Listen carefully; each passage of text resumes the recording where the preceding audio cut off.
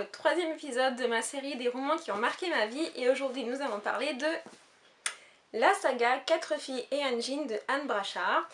Donc on va commencer par le commencement, c'est toujours mieux hein, vous me direz. Donc j'ai acheté le premier tome, donc ça devait être dans les années 2001 ou 2002, pense pas que c'était à sa sortie mais pas très loin. C'était à la sortie d'un de mes cours d'équitation, on allait souvent avec ma mère faire les courses. Oui, j'étais en pantalon d'équitation et en boots toute sale dans les magasins. Et en fait, donc elle m'achetait souvent, quasiment toutes les semaines. Là, c'était la série Grand Galop qui paraissait chez Bayard Jeunesse. J'étais fan d'équitation, enfin je pense que vous l'aurez compris. Et en fait, cette fois-là, j'ai acheté ce roman-ci. Donc ce que j'aimais particulièrement dans cette saga, c'est qu'en fait, ça reprend tous les problèmes des adolescentes de mon âge, enfin à cette époque-là. Et en fait, ce qui est bien aussi, c'est qu'il y a 4 filles, donc 4 comportements différents, 4 caractères différents et 4 physionomies différentes, donc il était quand même facile à une adolescente de s'identifier à une des 4 ou de faire un mix des 4. C'était aussi le premier roman dans lequel j'ai découvert les citations. Voilà. Par exemple, j'ai vu l'avenir, c'est comme le présent mais en plus long, d'Anne Quisenberry. Voilà, donc c'était à chaque chapitre en fait, il n'y a pas de titre de chapitre, mais il y a une citation qui reprend un petit peu le topo du chapitre. Voilà, en tout cas j'avais tellement adoré ce roman qu'en fait, dès que le deuxième tome est sorti, donc ça s'appelait Le deuxième été, je me suis précipitée dessus, je l'ai aussi adoré. 2 ans après, il y a encore eu un deuxième tome qui est paru, donc là c'était Le troisième été, toujours donc de Anne Brachard, avec toujours en couverture le djinn. Je sais pas si vous voyez, mais à chaque fois le djinn prend un petit peu plus d'inscriptions dessus. Et en fait, dans ce troisième tome, je devais avoir 16 ans quand il est sorti à peu près. Et j'ai emmené tous les 3 premiers tomes en vacances en Corse avec mes parents et ma meilleure amie. Parce que je trouve que c'est une lecture juste parfaite pour l'été à cet âge-là. Et en fait, je voulais aussi que ma meilleure amie découvre cette série. Donc elle a dévoré tous les tomes et d'ailleurs le tome 2 n'a pas trop supporté le voyage parce que il y a des feuilles qui sont volantes. J'aime pas trop mais bon, on essaie de pas trop le traumatiser le pauvre. En tout cas il a vu la Corse. Et elle a aussi adoré et je me souviens que quand à cet été-là, donc on s'amusait, elle a été blonde, pulpeuse et sportive, donc c'était Bridget, et moi j'étais plutôt introvertie, donc j'étais plus un mix de Tibi et de Lena. Et on s'amusait en fait à jouer à la Bridget et à la Lena Tibi, donc c'était plutôt marrant.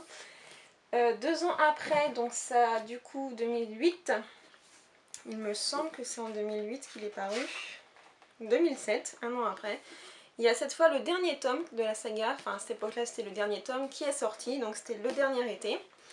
Donc là aussi je l'ai dévoré, mais je me souviens qu'à la fin j'étais pas tout à fait satisfaite.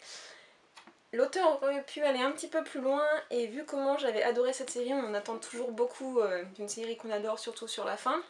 Et voilà, j'étais pas entièrement satisfaite, c'était bien, mais voilà, c'était pas non plus génial, j'étais pas totalement satisfaite de la fin, voilà. Mais bon, entre temps, j'ai appris qu'il y avait eu des films qui étaient sortis, donc un premier film qui retraçait l'histoire du tome 1 et un deuxième film qui retraçait l'histoire du dernier tome, donc Le dernier été. Donc il y avait Bridget qui était jouée par Blake Lively, Carmen Herrera est jouée... Je sais pas si elle s'appelle Carmen Herrera d'ailleurs. Non, ça se trouve que je dis n'importe quoi. Bon, enfin bref, je vous mettrai tous les liens en barre d'infos, ce sera peut-être plus simple. Voilà, en tout cas j'ai vraiment adoré ces films, je les trouvais très frais et plutôt fidèles au roman, bien qu'ils ont fait que 2 films pour 4 livres, mais bon, c'est pas très grave. Et ensuite, donc, je suis plutôt sur la blogo donc, littéraire, donc je m'informais un peu des sorties littéraires, et j'ai appris grâce au Facebook de On lit plus fort, donc c'est le Facebook de Gallimard, que Anne Brachard allait sortir un nouveau roman, et que ça allait être cette fois vraiment le dernier tome de la saga 4 filles et un djinn. Donc 4 filles et un djinn pour toujours. Donc évidemment je l'ai acheté, je l'ai dévoré, et en fait l'histoire ça se passe 10 ans après le dernier tome, donc elles ont entre 24 et 25 ans, ce qui tombait très bien parce que c'était mon âge au moment où j'ai lu ce roman. Donc à chaque fois en fait ce qui est marrant c'est que tous les livres de cette série que j'ai lus, j'avais quasiment le même âge que les héroïnes, donc je pouvais facilement m'identifier à elles. Et alors par contre ce dernier tome, alors que normalement le dernier m'avait pas trop plu, celui-ci Celui-ci donc m'a laissé sans voix, c'était juste une fin parfaite, vraiment comme je m'attendais pour cette série qui est très émouvante, qui va très loin dans les sentiments. Et là c'était exactement ça, c'était vraiment très prenant et j'étais vraiment très contente et très émue de lire ce dernier tome, d'ailleurs j'ai beaucoup pleuré. C'est un roman que j'ai lu les 4 premiers tomes quand j'étais adolescente, donc ça a commencé en 2001, donc vous voyez ça remonte à 10 ans déjà, donc j'avais 14 ans, et là ça se termine, j'ai 24 ans, et Zorine en ont 29, enfin, j'ai un peu grandi avec elle et du coup je me suis vachement attachée et en fait j'ai pleuré quasiment tout le long du roman. Donc c'était, voilà, c'est beaucoup d'émotions, c'est comme si je quittais des amis, enfin c'est très bizarre. Donc il s'agit de 4 filles et un jean pour toujours. Je pense que c'est un de mes gros coups de cœur de cette année, j'en ai eu que 2, donc ce sera celui-ci je pense et la sélection. Et enfin voilà, là aussi je crois que je vais avoir beaucoup de mal à écrire ma chronique, je suis même encore émue rien que d'en parler, donc bon, ça va être très compliqué je pense. En lisant ce dernier tome, mais voilà, j'étais contente de la fin et c'était la fin que j'attendais. Donc voilà mon histoire sur cette série, et le petit bonus, c'est que j'ai appris très récemment qu'il allait justement peut-être, c'est pas sûr, y avoir un film justement sur vraiment ce dernier tome. Donc j'espère et je croise les doigts qu'ils garderont les actrices principales parce que je les trouvais juste parfaites dans les rôles et elles ont évolué avec les personnages, elles ont quasiment maintenant 30 ans. Donc jouer des filles de 24-25 ans, je pense que c'est faisable.